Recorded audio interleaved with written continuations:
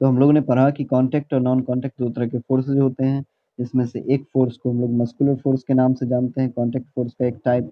Muscular force जो होता है वो हमारे बॉडी के मसल्स के द्वारा अप्लाई किया जाने वाला फ़ोर्स होता है, ये कॉन्टैक्ट फ़ोर्स है, यानी संपर्क में आने पर ये फ़ोर्स लगेगा। हमारे शरीर के अलग-अलग मसल्स यूज़ होते हैं मस्कुलर फ़ोर्स लगाने के लिए और अलग-अलग एक्टिविटीज़ के लिए, नॉट जस्ट हमारा शरीर बल्कि जो भी लिविंग ऑर्गेनिज़्म है जिनके अंदर मसल्स हैं, चाहे बुलॉक्स हो, हॉर्सेज हो, कैमल्स हो, डोंकीज़, एलिफेंट्स जो भी हों, ठीक है? वो क्या करते हैं, अलग-अलग एक्टिविटीज़ को परफ़ॉर्म करने के लिए मस्कुलर फ़ोर्स अप्लाई करते हैं, ठीक है? यहाँ पर आप देख सकते हैं साइक्लिंग करने के लिए साइक्लर जो होता है, ठीक है? साइक्लिस्ट जो होता है, उसके पाँव के मसल्स का फ़ोर्स लगता है। इसी तरह से जो बुलॉक कार्ट है उसको खींचने के लिए जो घोड़ा होता है या फिर जो गधे होते हैं या फिर व्हिचएवर एनिमल का यूज़ किया जाए, उनके टाँगों के मस्कुलर फ़ोर्स का यूज़ होगा बुलॉक कार्ट को खींचने के लिए। इसी तरह से जो रेसर होती है, धावक होती है, ठीक है? जो ओलंपिक्स वगैरह में दौड़ती है या फिर किसी भी तरह के रेसिंग कॉम्पिटिशन में, तो उनके पाँव का जो मसल होता है उसका इस्तेमाल होता है किस चीज़ के लिए रनिंग के लिए, ठीक है? दौड़ने के लिए, ठीक है?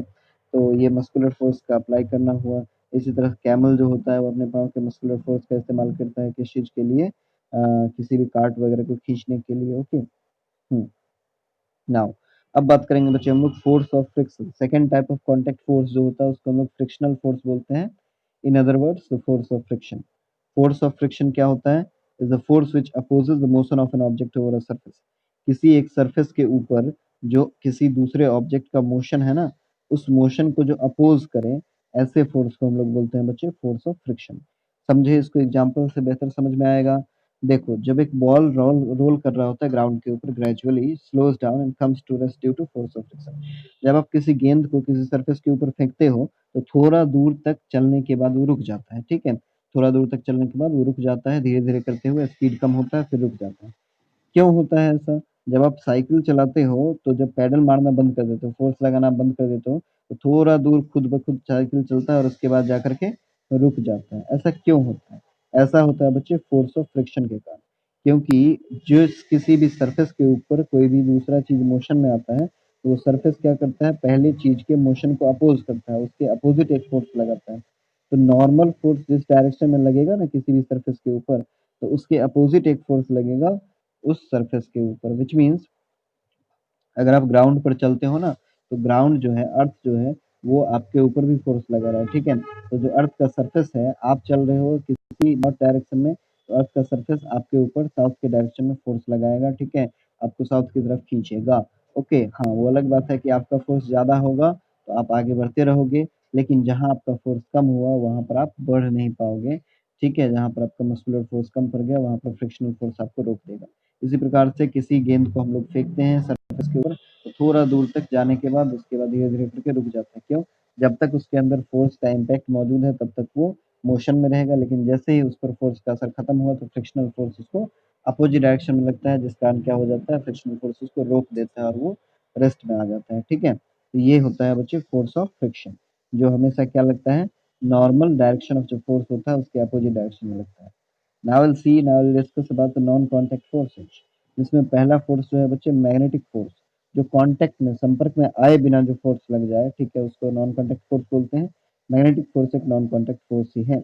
मैग्नेटिक फ़ोर्स जो है is the force exerted by magnets, जो मैग्नेट्स होते हैं उनके द्वारा जो फ़ोर्स लगाया जाए, उसको बोलते हैं मैग्नेटिक फ़ोर्स, ठीक है? अब ये 2 तरह का हो सकता है, या तो फ़ोर्स ऑफ अट्रैक्शन हो या फिर फ़ोर्स ऑफ रिपल्शन हो।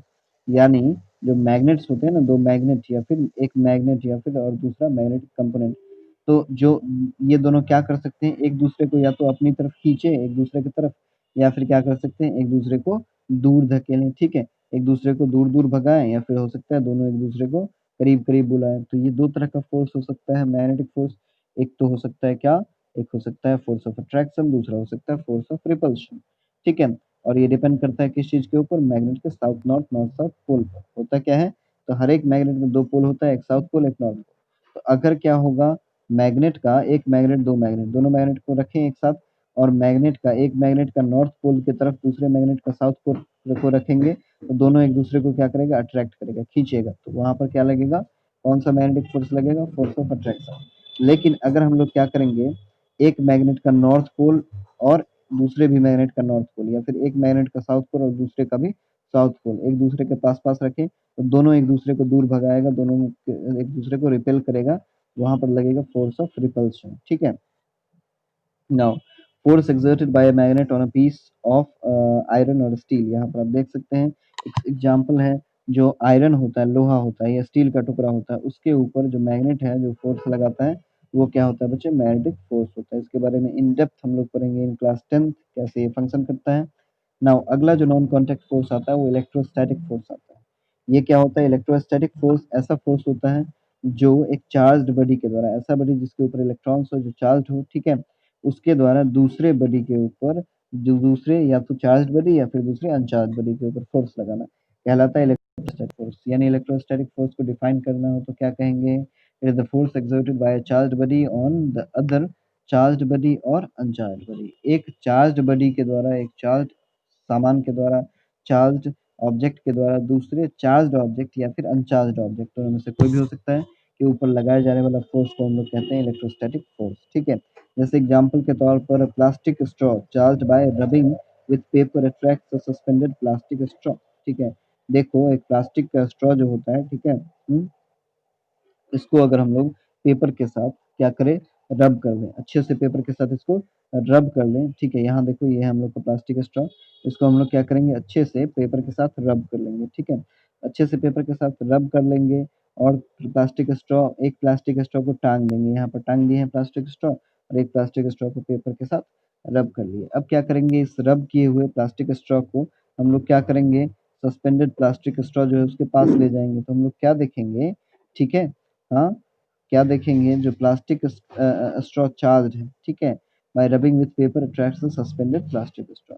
जो चार्ज्ड प्लास्टिक स्ट्रॉ है ना, जो सस्पेंडेड प्लास्टिक स्ट्रॉ है उसको अपनी तरफ खींचता है। ये किस लिए खींच पाता है? प्लास्टिक का जो स्ट्रॉ है, किस लिए इसको खींच पाता है? क्योंकि इस पास प्लास्टिक इस प्लास्टिक का जो स्ट्रॉ है उसके ऊपर चार्ज डेवलप हो चुका है। जब आप इसको पेपर के साथ क्या करते हो? रब करते हो तो इसके ऊपर चार्ज डेवलप हो जाता है, इलेक्ट्रॉन्स आ जाता है। तो जब ये चार्ज होगा ना, तो ये दूसरे प्लास्टिक स्ट्रॉ को अपनी तरफ खींचेगा, ठीक है? नाउ यहीं पर अगर plastic straw charged bye rubbing with paper repels a suspended plastic straw bye rubbing with paper, ठीक है? अब देखो अगर हम लोग क्या करें, ये जो सस्पेंड किए हुए लटकाए हुए प्लास्टिक स्ट्रॉ है ना, इसको भी चार्ज कर लें। पहले क्या था? ये अनचार्ज था, इसको भी चार्ज कर लें और इसको भी चार्ज कर लें, दोनों को चार्ज कर लें और दोनों को चार्ज करके जब हम दोनों को एक दूसरे के करीब ले जाएँगे, तो फोर्स ऑफ रिपल्शन लगेगा। ऐसा इलेक्ट्रोस्टैटिक फोर्स लगेगा जिसमें एक प्लास्टिक स्ट्रॉ दूसरे प्लास्टिक स्ट्रॉ से दूर चला जाएगा। यानी 2 चार्ज्ड अगर क्या हो जाए, 2 चार्ज्ड प्लास्टिक स्ट्रॉ पास में आए, तो दोनों एक दूसरे को दूर भगाएँगे यानी रिपेल करेंगे। लेकिन एक चार्ज्ड और दूसरा अनचार्ज्ड आ जाए, तो क्या हो जाएगा? अनचार्ज्ड वाले को चार्ज्ड अपनी तरफ खींच लेगा। This is called electrostatic force. Again, about it we will discuss in class 10th electricity chapter in depth in detail. Okay, now see.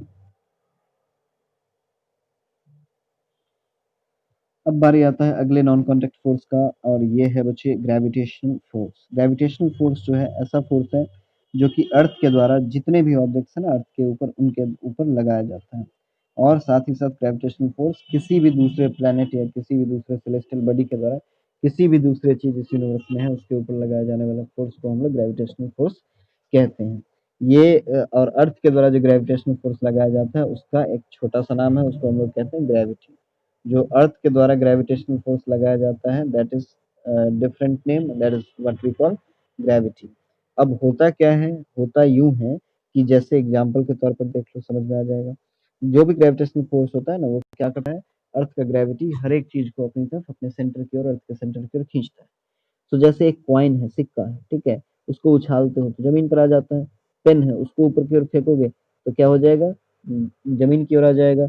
ऐसे एक सिक्का है, वो अगर आपके हाथ से स्लिप हो गया, या पेन है आपके हाथ से क्या हो गया? स्लिप हो गया, तो कहाँ गिरता है? सीधे ज़मीन पर गिरता है, आसमान में तो नहीं जा कर के गिर जाता है, ठीक है? ज़मीन पर गिरता है, कोई भी सिक्का आपके हाथ से निकल जाता है। तो ऐसा क्यों है? क्योंकि अर्थ जो है वो हमेशा एक कंटीन्यूअसली फ़ोर्स अप्लाई करते रहता है। अर्थ जो है वो हर एक ऑब्जेक्ट के ऊपर एक फ़ोर्स अप्लाई करता है, जो हम लोग का पृथ्वी है, वो फ़ोर्स कौन-सा फ़ोर्स होता है? ग्रेविटेशनल फ़ोर्स, जिसको हम लोग अर्थ के ग्रेविटेशनल फ़ोर्स को ग्रेविटी कहते हैं। उसी फ़ोर्स के कारण हम सभी लोग अर्थ पर मौजूद हैं। अगर किसी दिन ग्रेविटी खत्म हो गया, तो समझ जाओ कि हम सभी के सभी लोग कहाँ चले जाएँगे? अंतरिक्ष में, स्पेस में। जहाँ पर कोई जिंदा नहीं रह सकता क्योंकि एटमॉस्फेयर नहीं है, सब कुछ तबाह हो जाएगा, अरबों-अरबों साल के लिए हम लोग स्पेस में भ्रमण करते रहेंगे। Nothing can be ever as usual. Now a ball throne upward falls down, एक गेंद को ऊपर उछालते हो तो नीचे गिर जाता है। अगर एक गेंद को ऊपर उछालते हो तो ऊपर ही क्यों नहीं चलता चला जाता है? क्योंकि अर्थ उसको खींच रहा होता है, ठीक है? जब तक अर्थ का ग्रेविटेशन फोर्स यानी ग्रेविटी से ज़्यादा फोर्स वो अप्लाई करता रहता है, तब तक वो ऊपर जाता रहता है। लेकिन जैसे ही अर्थ की ग्रेविटी से वो ज़्यादा फोर्स अप्लाई नहीं कर पाता, तो अर्थ उसको अपनी तरफ खींच लेता है। जैसे फ्रूट्स हैं, लीव्स हैं, पत्ते हैं, वो सब ज़मीन पर ही गिरते हैं, ऊपर की ओर क्यों नहीं गिरते हैं, ठीक है? जब पेड़ से टूटते हैं, तो ये नीचे की ओर ही क्यों गिरते हैं? यही न्यूटन ने सोचा था कि एप्पल जो है, वो पेड़ के नीचे बैठा हुआ था, तो एप्पल जो है पेड़ से टूट करके नीचे की ओर क्यों गिरता है, ऊपर की ओर क्यों नहीं गिरता है, ठीक है? तो उसको जवाब मिला, जब वो रिसर्च किया, अध्ययन किया, तब उसने इस चीज़ का पता लगाया कि ये दरअसल इसलिए होता है क्योंकि अर्थ जो है हम लोग का हमेशा एक फ़ोर्स अप्लाई कर रहा होता है, हर चीज़ के ऊपर अपनी ओर वो खींच रहा होता है। जैसे उसको मौका मिलता है तो किसी भी चीज़ को अपनी ओर खींच लेता है। Water in reverse flows downwards, जो पानी होता है नदियों में वो नीचे की ओर ही क्यों बढ़ता है, ऊपर की ओर क्यों नहीं बढ़ता है, ठीक है? जो पानी है नदियों में वो ऊपर से नीचे की ओर क्यों बहता है, वो नीचे से ऊपर की ओर क्यों नहीं जाता है, क्यों? क्योंकि अर्थ हमेशा एक फोर्स अप्लाई कर रहा होता है जिस फोर्स को हम लोग ग्रेविटी बोलते हैं, और ग्रेविटी हमेशा किसी भी चीज़ को अपनी तरफ खींचता है। तो आपको पता है जो सरफेस ऊपर है वो अर्थ से ऊपर है, और जो सरफेस नीचे है वो अर्थ के करीब है। तो हमेशा अर्थ किसी भी चीज़ को अपने करीब खींचेगा। That is called gravity. Okay, clear? Now, next I will discuss about pressure.